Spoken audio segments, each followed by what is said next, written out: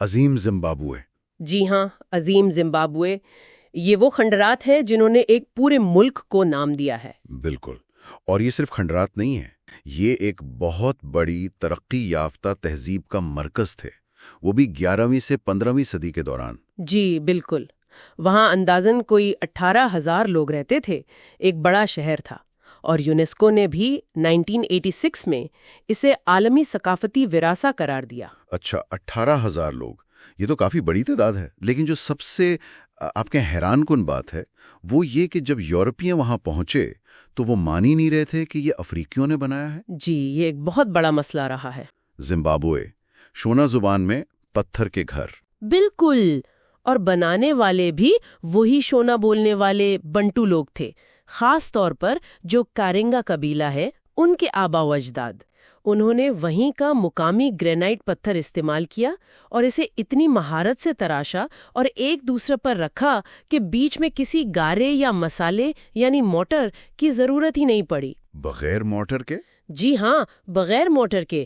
اسے dry stone walling کہتے ہیں، اور یہ اتنی مضبوط تکنیک تھی کہ دیکھیں صدیاں گزر گئی اور دیواریں آج بھی کھڑی ہیں۔ وہ گریٹ انکلوژر، اس کے بارے میں بتائیں، سنا ہے دیواریں بہت اونچی ہیں۔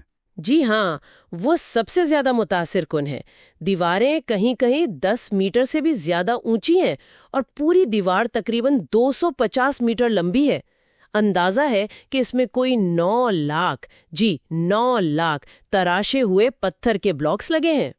اور اسی انکلوژر کے اندر وہ ایک مینار بھی ہے، کونیکل ٹاور، وہ بھی کافی پراسرار ہے۔ اس کا کیا مقصد تھا، کوئی اندازہ ہے؟ حتمی طور پر تو نہیں کہہ سکتے، یہ تقریباً 9 میٹر اونچا ہے۔ کچھ ماہرین کا خیال ہے کہ شاید یہ شاہی اناج گھر کی علامت تھا، مطلب بادشاہ کی دولت اور وسائل پر کنٹرول دکھانے کے لیے۔ اچھا۔ اور کچھ کہتے ہیں کہ نہیں، یہ زرخیزی کی علامت ہو سکتا ہے یا شاہی طاقت کی، تو یہ بحث ابھی جاری ہے۔ ایک ہال کمپلیکس بھی ہے، سنا ہے، پہاڑی پر۔ جی، وہ غالباً شاہی خاندان اور حکمران طبقے کی رہائش گاہ تھی، اور شاید مذہبی رسومات کا مرکز بھی۔ وہاں سے کیا ملا ہے؟ وہاں سے ملنے والی چیزیں بہت دلچسپ ہیں۔ عرب ممالک کے سکے ملے ہیں، فارس اور چین، خاص طور پر منگ خاندان کے چینی مٹی کے برتن ملے ہیں، شیشے کے موتی۔ چین سے اس زمانے میں؟ جی ہاں، یہ سب ثبوت ہے کہ یہ شہر دنیا سے کٹا ہوا نہیں تھا، بلکہ اس کے بڑے وسیع تجارتی تعلقات تھے۔ اس کی معاشی طاقت کی بنیاد تھی قریبی لمپوپو دریا کے علاقے میں سونے کے ذخائر پر کنٹرول، اور پھر یہ سونا سوالی ساحل کے شہروں جیسے کلوا کسوانی، خوسی کے ذریعے بحر ہند کی تجارت میں شامل ہوتا تھا۔ اچھا، تو یہ سونا باہر بھیجتے تھے؟ جی، سونا اور ہاتھی دانت یہ ان کی اہم برآمدات تھیں، اور بدلے میں وہ باہر سے جیسے فارس، ہندوستان، چین سے لگژری چیزیں منگواتے تھے۔ مویشی پالنا ان کی معیشت کا اہم حصہ تو تھا ہی، لیکن اس کی سماجی اور مذہبی اہمیت بھی تھی۔ اسے دولت اور حیثیت کی علامت سمجھا جاتا تھا، اور آباء و اجداد کی پوجا سے بھی اس کا تعلق تھا۔ 1450 کے آس پاس یہ شہر ویران کیوں ہونے لگا؟ اس کی کوئی ایک وجہ نہیں بتائی جاتی۔ ماہرین سمجھتے ہیں کہ کئی چیزیں مل کر زوال کا باعث بنی۔ ایک تو ماحولیاتی تبدیلیاں ہو سکتی ہیں، جیسے شاید کوئی بڑی خشک سالی آئی ہو۔ پھر وسائل کا ضرورت سے زیادہ استعمال، بہت زیادہ مویشی چرانے سے زمین خراب ہو گئی ہو، جنگلات کاٹ دیے گئے ہوں، یعنی وسائل کم ہو گئے۔ جی، اور یہ بھی ممکن ہے کہ تجارت کے جو راستے تھے وہ بدل گئے ہوں، شاید سونے کے نئے ذخائر کہیں اور مل گئے ہوں، یا سیاسی طاقت کہیں اور منتقل ہو گئی ہو۔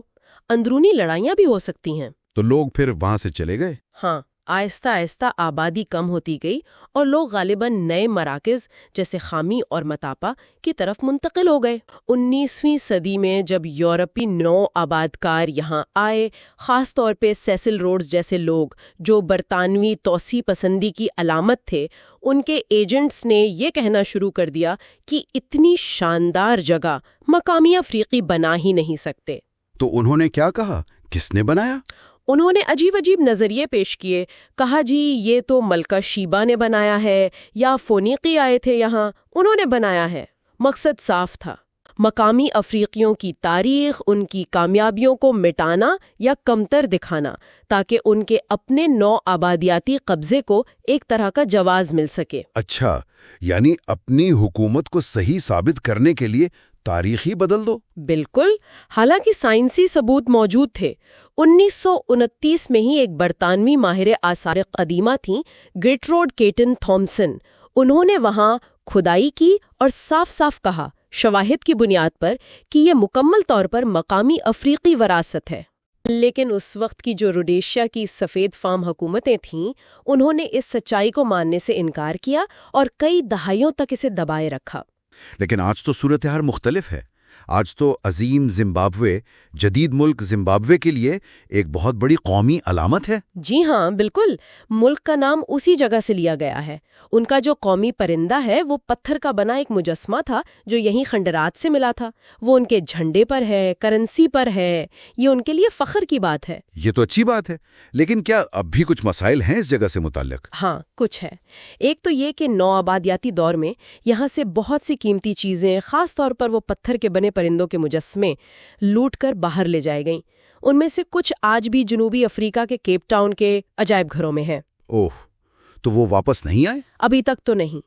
اور دوسرا مسئلہ یہ کہ اس تاریخی مقام کو غیر قانونی کھدائی وغیرہ سے بھی خطرہ رہتا ہے۔ اس کی حفاظت ایک چیلنج ہے۔